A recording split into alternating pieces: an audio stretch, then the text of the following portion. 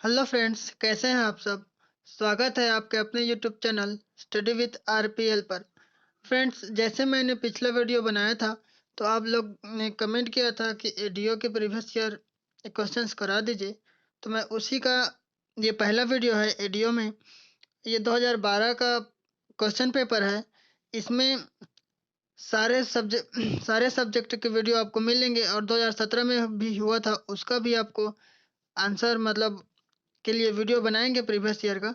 तो आप वीडियो को अंत तक देखिएगा और आप हमें कमेंट में बताइए कि आपको वीडियो के साथ साथ और किस के किस किस का टॉपिक पे वीडियो चाहिए। जैसे आप देख पा रहे होंगे एडीओ का जो सिलेबस है वो 30-30 नंबर का 5 पोर्शन रहेगा, जिसमें सामान्य ज्ञान है, पंचायती राज व्यवस्था है, आजीविका है, ग्रामीण विकास है और सामान्य हिंदी है। ओके, तो इस वीडियो में आपको खाली छत्तीसगढ़ का सामान्य ज्ञान है और मतलब राजनीति है। आपको पता होगा छत्तीसगढ़ के साथ साथ राजनीति भी 30 नंबर का होता है, तो वही पोर्शन हम आज कंप्लीट करेंगे। इसके बाद और पंचायती राज व्यवस्था, आजीविका, ग्रामीण विकास और सामान्य हिंदी का भी मिलेगा। ओके, तो आप अगर चैनल पर नए हैं तो चैनल को सब्सक्राइब करके बेल आइकन पर ऑल पर क्लिक कर लीजिएगा, ताकि वीडियो अपलोड हो तो उसका नोटिफिकेशन आपको तुरंत ही मिले। ओके, तो चलिए फ्रेंड्स वीडियो को स्टार्ट करते हैं बिना देरी के। जैसे आप देख पा रहे होंगे फर्स्ट क्वेश्चन है, छत्तीसगढ़ राज्य की नई औद्योगिक नीति इस वर्ष के लिए तैयार की गई। तो फ्रेंड्स, जो नई औद्योगिक नीति है वो कौन सी थी 2014 से 2019। तो ऑप्शंस में है ही नहीं, तो इसका ऑप्शन कौन सा है? ऑप्शन डी, इनमें से कोई नहीं। ओके, ये फ्रेंड्स जो आंसर्स हम बता रहे हैं वो बिल्कुल जो छत्तीसगढ़ ने फाइनल मॉडल आंसर जारी किया था उसके बेस पे बता रहे हैं। ओके, तो गलती होने का कोई गुंजाइश नहीं है। आपको पता होगा कि करंट एग्जाम देने के लिए प्रीवियस ईयर के एग्जाम कितने इंपॉर्टेंट होते हैं। ओके, दूसरा क्वेश्चन देख पा रहे होंगे, राज्य विधानसभा के अस्थायी अध्यक्ष प्रोटेम स्पीकर के बारे में क्या सही है? तो फ्रेंड्स, अस्थायी अध्यक्ष, ओके, प्रोटेम स्पीकर के बारे में पूछ रहे हैं। तो यह राज्य विधानसभा द्वारा निर्वाचित होता है क्या? यह स्पीकर द्वारा नामांकित किया जाता है? यह राज्य मंत्रिमंडल द्वारा नामांकित किया जाता है? या राज्यपाल द्वारा नामांकित किया जाता है? तो ना तो किसी के द्वारा मतलब स्पीकर द्वारा भी नामांकित नहीं किया जाता और मंत्रिमंडल द्वारा भी नामांकित नहीं किया जाता, बल्कि ये राज्यपाल द्वारा नामांकित किया जाता है। इट मीन्स ऑप्शन डी इसका करेक्ट आंसर होगा। ओके, क्वेश्चन नंबर तीसरा आप देख पा रहे होंगे, छत्तीसगढ़ में प्रसिद्ध संगीत शिरोमणि राजा चक्रधर सिंह निम्न में से किस संगीत वाद्य यंत्र को बजाने में पारंगत थे? तो फ्रेंड्स, ये थे तबला में पारंगत हासिल था उनको, और इनको जो साहित्य है या फिर नृत्य है, इनके संरक्षक के रूप में जानते हैं। चौथा क्वेश्चन देख पा रहे होंगे, छत्तीसगढ़ में किस जनजाति में सरहुल लोक नृत्य होता है? तो फ्रेंड्स, ऐसे क्वेश्चन तो आप कई बार कर चुके होंगे। मैंने भी इस वीडियो में मतलब चैनल के वीडियो में डाले हैं ऐसे वीडियो जो जनजाति से संबंधित है। तो ऑप्शन इसका डी होगा, उरांव। उरांव जनजाति से सरहुल लोक नृत्य संबंधित है। गुट निरपेक्ष आंदोलन की 17वीं शिखर वार्ता किस देश द्वारा आयोजित की जाएगी? तो फ्रेंड्स, ये उस टाइम के करंट अफेयर का था क्वेश्चन, जो इसका आंसर था वेनेजुएला। ओके, तो गुट निरपेक्ष आंदोलन की 17वीं शिखर वार्ता वेनेजुएला में आयोजित की गई थी। एशिया का प्रथम जीवमंडल राष्ट्रीय उद्यान कहाँ है? तो फ्रेंड्स, बता दूं पहले आपको कि एशिया का प्रथम जीवमंडल राष्ट्रीय उद्यान कौन सा है। तो हमारे जो छत्तीसगढ़ में पाया जाने वाला राष्ट्रीय उद्यान कांगेर वैली नेशनल पार्क या राष्ट्रीय उद्यान है, वो एशिया का प्रथम जीवमंडल राष्ट्रीय उद्यान था। जो कहाँ पे है? ऑप्शन आप देख पा रहे होंगे, सरगुजा, सॉरी, रायगढ़, बस्तर, सरगुजा और रायपुर। तो फ्रेंड्स इसका सही जवाब होगा बस्तर। Okay, option B.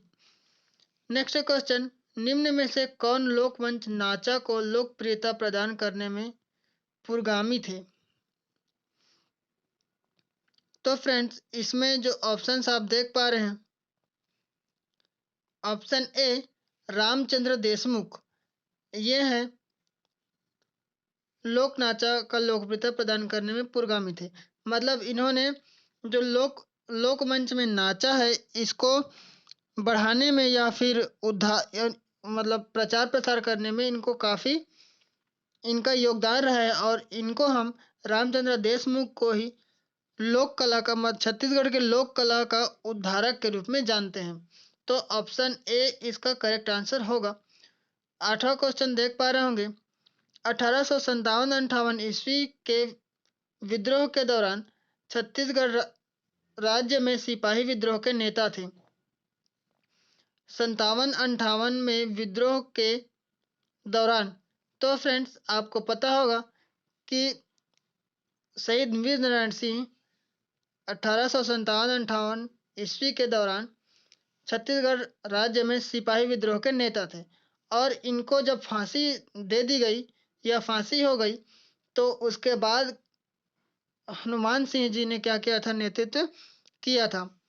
तो नेक्स्ट क्वेश्चन पे देख पाएंगे हम, कुछ समय पूर्व भारत में विद्युत व्यवस्था की विफलता से निम्न में कौन सी ग्रिड प्रभावित थी? यह क्वेश्चन भी उस टाइम के करंट अफेयर से संबंधित था। तो इसका आंसर है ऑप्शन डी, उत्तरी उत्तरी पूर्व और पूर्वी ग्रिड। मतलब ये सभी विद्युत व्यवस्था की विफलता के ग्रिड से प्रभावित हुए थे। तो वो डेट था 30 जुलाई और 31 जुलाई को। उत्तरी पूर्वी और पूर्वी ग्रिड में विफलता आ गई थी। तो option D is correct answer. निम्न में से कौन सा आनुपातिक प्रतिनिधित्व प्रणाली में एकल संक्रमणीय मत पद्धति के द्वारा निर्वाचित नहीं होता? तो आपको पता होगा कि उपराष्ट्रपति, राज्यपाल, राज्यसभा के सदस्य और राज्य विधानसभा परिषद के सदस्य, इनका जो चुनाव है या निर्वाचन है, ये एकल संक्रमणीय मत पद्धति से होता है। लेकिन जो लोकसभा के स्पीकर होते हैं, इनका चुनाव ऐसा नहीं होता। तो क्वेश्चन नंबर 10 का होगा ऑप्शन बी, स्पीकर। वर्ष 2012 के लिए अदिति मुखर्जी को कौन सा अवार्ड दिया गया था? तो फ्रेंड्स इनको उस टाइम पे, यह भी करंट अफेयर का क्वेश्चन था। तो ऑप्शन सी, नॉर्मन बोरलॉग का जो अवार्ड है, इनको दिया गया था। और ये प्रथम युवा भारतीय वैज्ञानिक हैं जिनको यह पुरस्कार दिया गया था। और आपको बता दूं कि ये जो पुरस्कार है, ये देता कौन है? तो अमेरिका की एक संस्था है जिसका नाम है मतलब Rockefeller foundation. Okay, Rockefeller foundation है, इनके द्वारा ये अवार्ड दिया जाता है। छत्तीसगढ़ राज्य में लौह अयस्क, माइका एवं टीन उत्पादक में प्रमुख जिला है। माइका को हम और क्या बोलते हैं? अभ्रक भी बोलते हैं। तो दिए हुए ऑप्शंस के हिसाब से ऑप्शन सी, बस्तर, ये इसका सही आंसर है, क्योंकि यहाँ पे लौह अयस्क, अभ्रक और टीन, तीनों का ये क्या है? प्रमुख उत्पादक जिला है। ओके, नेक्स्ट क्वेश्चन देख पा रहे होंगे, किस पुरातात्विक स्थल से प्रसिद्ध देवरानी जेठानी मंदिरों के अवशेष बरामद हुए हैं? तो ऑप्शन नंबर, इसका आंसर तो आपको पता ही होगा कि इसका ऑप्शन सी इसका सही जवाब है, तालागांव। ओके, और ये काफ़ी फेमस मंदिर है, आपको पता ही होगा। निम्न में से किस समाज विज्ञानी ने छत्तीसगढ़ राज्य की मुरिया जनजाति में प्रचलित घोटुल प्रथा का गहन अध्ययन किया है? तो फ्रेंड्स इसका आपको बच्चा को पता होना चाहिए, वेरियर एल्विन है, और इन्होंने इसके ऊपर बुक भी लिखी थी, और उस बुक का नाम आप हमें कमेंट बॉक्स में नीचे बताएंगे। ओके, और आपको मैं हिंट दे दूं कि इन्होंने जो मौर्य जनजाति है उसके घोटुल प्रथा के बारे में उन्होंने बुक लिखा था। उसी के बारे में आपको कमेंट बॉक्स में बताना है। छत्तीसगढ़ में वन आच्छादित क्षेत्र का प्रतिशत कितना है? फ्रेंड्स, ये डाटा 2012 के हिसाब से है। बाकी अभी करंट वाला डाटा, अगर आपने आर्थिक सर्वेक्षण पढ़ा होगा या करंट वाला जो सर्वे है एक वन विभाग से आता है वो पढ़ा होगा तो आपको पता होगा। लेकिन जो आंसर मैं आपको बता रहा हूँ अभी, ये है उस टाइम के डाटा के हिसाब से। तो ऑप्शन ए इसका सही आंसर है। 43.93% या 43.93% वन आच्छादित प्रतिशत था। नेक्स्ट क्वेश्चन 16 नंबर देख पा रहे होंगे। छत्तीसगढ़ राज्य में कलचुरियों की प्रथम राजधानी कौन सी थी? तो फ्रेंड्स, ऑप्शन ए तुमाड़ इनकी प्रथम राजधानी थी कलचुरियों की। क्वेश्चन नंबर 17 देख पा रहे होंगे। छत्तीसगढ़ राज्य की गौड़ जनजाति में निम्न में से कौन सा विवाह प्रचलित है जिसमें वर के द्वारा वधु का अपहरण किया जाता है?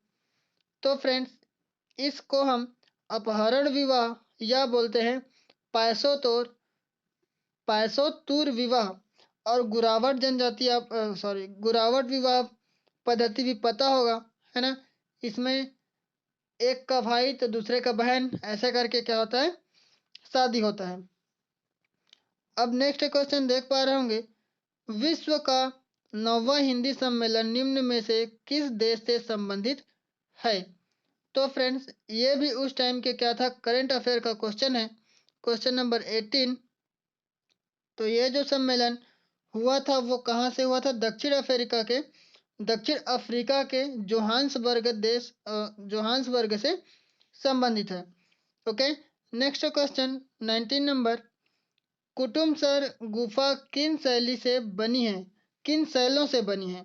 तो फ्रेंड्स, ये तो पता ही होगा कि ये क्या है, चूना पत्थर से बना हुआ है।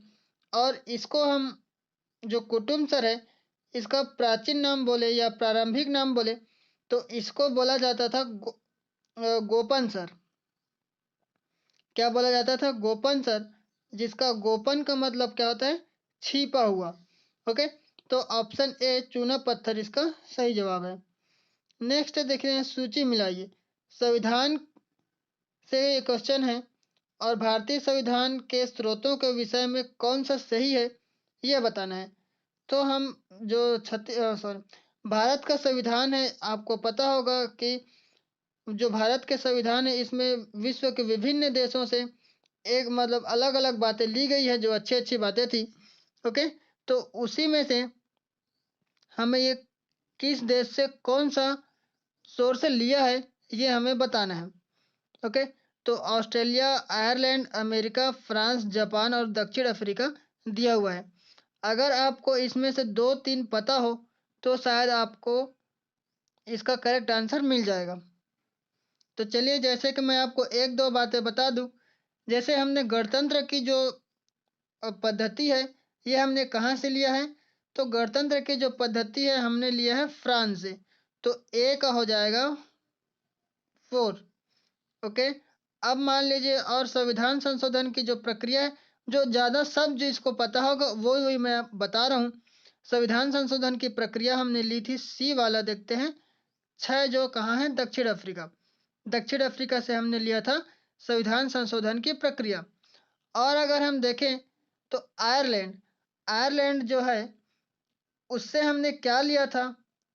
तो आयरलैंड से हमने लिया था संविधान राज्यसभा के जो सदस्य हैं उनका नामांकन की जो पद्धति है हमने वहां से लिया था। जैसे ई का हो जाएगा 2। अब इतना काफी है का मैच करने के लिए? चलिए एक बार देख लेते हैं। ए का 4 हो, सी का 6 हो और ई का 2 हो। तो ई का 2 तो चारों में दिख रहा है। अब ए का 4 देखते हैं, ए का 4 ए और सी में दिख रहा है। अब सी का 6 देखते हैं, तो सी का 6 और ए का 4 आप देख पा रहे होंगे ओनली सी ऑप्शन में है। ओके। तो ऑप्शन सी इसका सही जवाब होगा। ओके। बाकी आप इसको पढ़ के मैच कर लीजिएगा इसके हिसाब से। ओके। चाहे तो आप स्क्रीनशॉट भी ले सकते हैं। वर्ष 2000, हाँ, और इसका जो पीडीएफ है आपको बिल्कुल फ्री में हमारा जो टेलीग्राम का ग्रुप है स्टडी विथ आरपीएल करके, वो ज्वाइन कर लीजिए, वहाँ आपको बिल्कुल फ्री में मिलता रहता है। ओके, तो वर्ष 2011 की जनगणना के अनुसार, हाँ, लेकिन ये सारे वीडियोस जो है मतलब पांचों टॉपिक कंप्लीट होने के बाद इसका क्वेश्चन पेपर में डाल दूंगा 2012 का, उसके बाद 2017 का कंप्लीट करा के उसको भी डाल दूंगा। ओके, तो वर्ष 2011 की जनगणना के अनुसार छत्तीसगढ़ राज्य की प्रतिशत साक्षरता का प्रतिशत है। तो फ्रेंड्स, इसका जो आंसर है, ऑप्शंस आप देख पा रहे होंगे, 49.59%, 71.04%, 59.94% और डी है 70.97%। तो दिए हुए ऑप्शंस में ऑप्शन डी 70.97% या 70.25% क्या है, साक्षरता दर है, जिसमें पुरुष की साक्षरता दर कितनी थी, तो इसकी पुरुष की साक्षरता दर थी 80.27%, 80.27%। और जो स्त्री थी या महिला वर्ग की जो साक्षरता दर थी वो कितनी थी, 60.24%। नेक्स्ट क्वेश्चन पे चलते हैं। नई अखिल भारतीय सेवाओं के सृजन के लिए किसका अनुमोदन आवश्यक है? तो फ्रेंड्स, भारतीय संविधान के संशोधन के अनुच्छेद 312 जो अनुच्छेद है, इसमें राज्यसभा को अखिल भारतीय सेवाओं के सृजन के लिए क्या मिल गया है, विधायिका उच्च सदन अर्थात राज्यसभा को अद्वितीय शक्ति प्राप्त है। ओके, इन सेवाओं के लिए जो बहुमत है वो राज्यसभा के 2/3 बहुमत का होना चाहिए या 2/3 बहुमत होना चाहिए। तो ऑप्शन बी इसका करेक्ट आंसर है।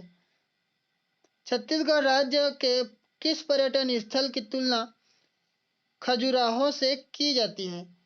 तो फ्रेंड्स, जो जांजगीर चांपा जिला है, मतलब ऑप्शन बी जांजगीर है, इसकी तुलना छत्तीसगढ़ के सॉरी एमपी के जो खजुराहो पर्यटन स्थल है उससे की जाती है।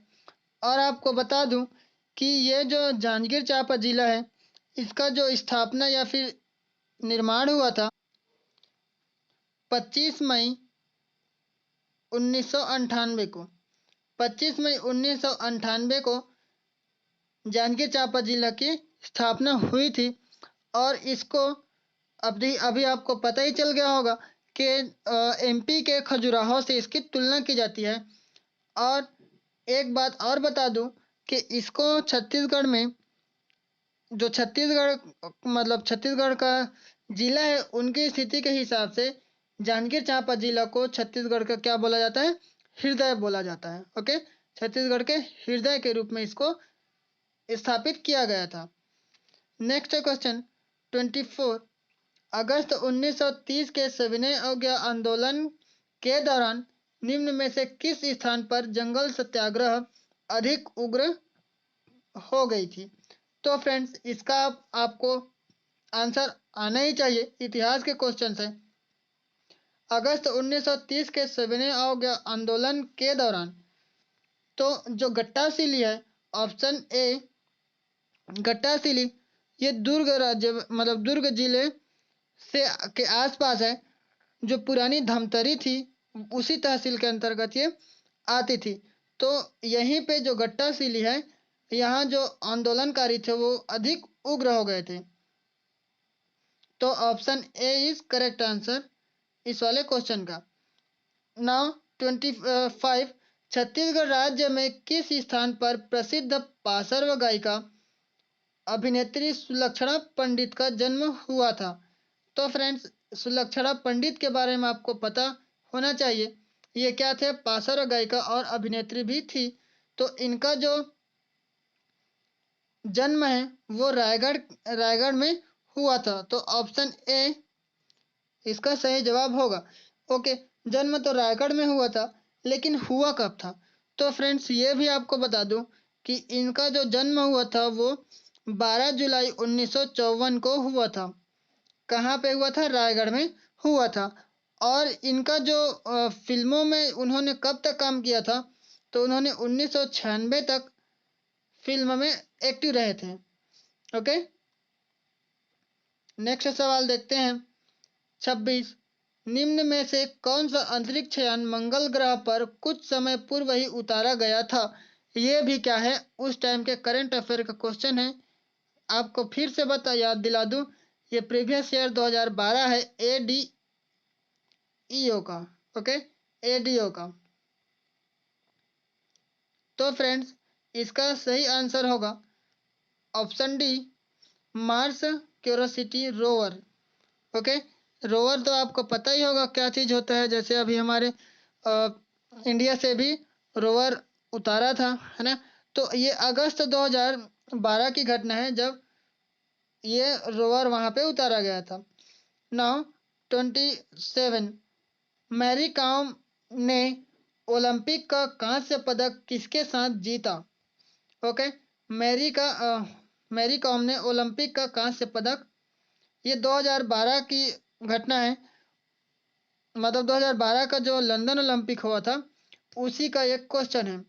ओके, तो friends option A, Nicola Adams के साथ इन्होंने साझा किया था। मतलब दोनों का जो रैंक था या फिर नंबर था दोनों का इक्वल इक्वल था, इसीलिए दोनों को साझा करना पड़ा था। तो निकोला एडम्स कहाँ से थी? तो ये ब्रिटिश मुक्केबाज थी। Okay, now question number 28, Bharat के राष्ट्रपति को पद और गोपनीयता की शपथ कौन दिलाता है? तो इसका क्वेश्चन तो बच्चा बच्चा को पता होगा। ऑप्शन डी, सर्वोच्च न्यायालय का मुख्य न्यायाधीश होते हैं, वो दिलाते हैं राष्ट्रपति जी को गोपनीयता और पद की शपथ। क्वेश्चन नंबर 29, राज्य के नीति निर्देशक तत्वों में निम्न में से क्या शामिल है? तो फ्रेंड्स, इसका आंसर आपको नहीं मिलेगी। क्यों? क्योंकि इसमें जो ऑप्शंस में दिया हुआ है ये सारे क्वेश्चंस, मतलब सारे ऑप्शंस क्या है, गलत है।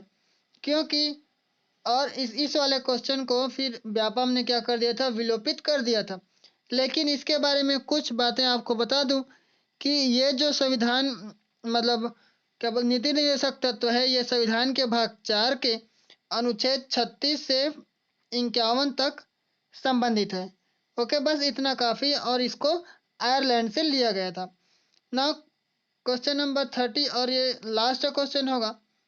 इसके बाद पंचायती राज व्यवस्था या का क्वेश्चन आपको देखने को मिलेगा। तो आप चैनल को जरूर से जरूर सब्सक्राइब करके बेल आइकन प्रेस कर लीजिए।